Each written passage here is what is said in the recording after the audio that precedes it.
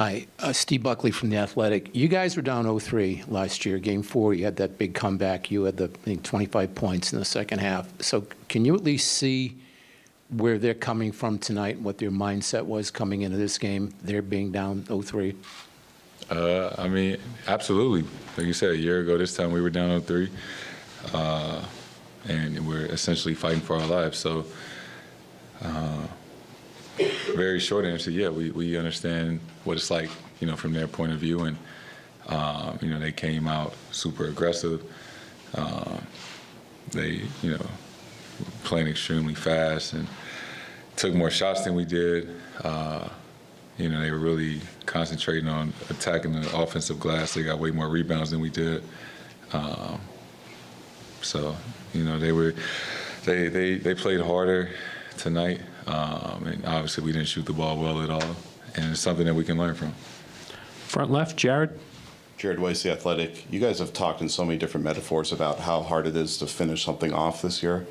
You get to the first clinching game for a title of your career. How big of a challenge was it, and how hard was it to try to problem solve in real time and go through all those different things? Yeah, to give them credit, they played well tonight, and we didn't. We had the right mindset and the right intentions, right? We wanted to come out and play super well and win, but it just didn't go that way tonight. But, we're fortunate we get another opportunity on Monday. Over here on your right. Hey, Jason. Jack Simone, SB Nation. Jalen came in here and said, next time you're out there, you got to play like your life depends on it, because it does. You recently said in an interview, if you got back to this point, you would do whatever you needed to take to win. After a loss like this, I'm curious what your process is mentally of absorbing it and moving on. Yeah, just not to harp on it too much. Like, it happened. We can't change what happened tonight. We always say you lose by 2 or you lose by 30. Right? They all count the same. But we do need to be better. We're not making any excuses. We need to be better, and we will. We will be better. John, back left.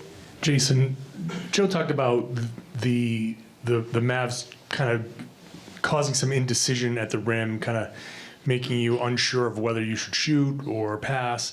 What were they doing, and just what did you make of your teams and your decision-making in general tonight?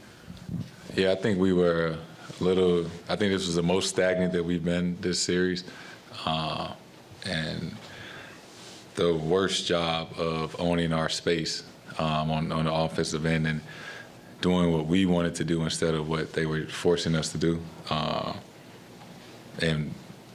We did a great job of that the first 3 games, and this one we didn't.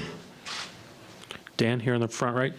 Dan Devine, Yahoo Sports. You guys have been getting up a ton of corner threes, generating a lot of those driving kick to the corner. Only got, I think, 6 of those tonight before garbage time. What were you seeing from them defensively in terms of the way they were closing out on those corners and shutting down those opportunities for you? I think it starts on the defensive end for us. We didn't get many stops, so they were allowed to set their defense up. And just naturally, when you're scoring at a high rate, you feel good about yourself, your energy is higher, tend to probably play better defense. So it all starts on the defensive end. We just got to do a much better job containing them, making it tougher, and getting stops.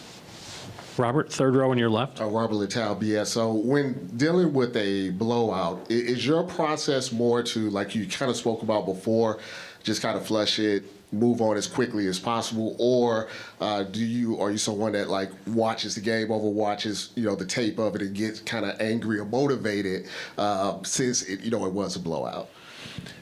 It's a little bit of both. You have to move on from it, win or a loss. We're obviously going to watch film and see a lot of things that we need to clean up and do better. But you can't worry about it too much because we have another game on Monday. And like I said, not making any excuses. We got to be a lot better, and I believe that we will. Last question, Chris, on the second row on the left. On the game on Monday, Game 5, what do you expect the Garden to be like? What would it mean to you to clinch on your home floor that night? I think it's going to be as loud as it's ever been in my 7 years. of being a Celtic.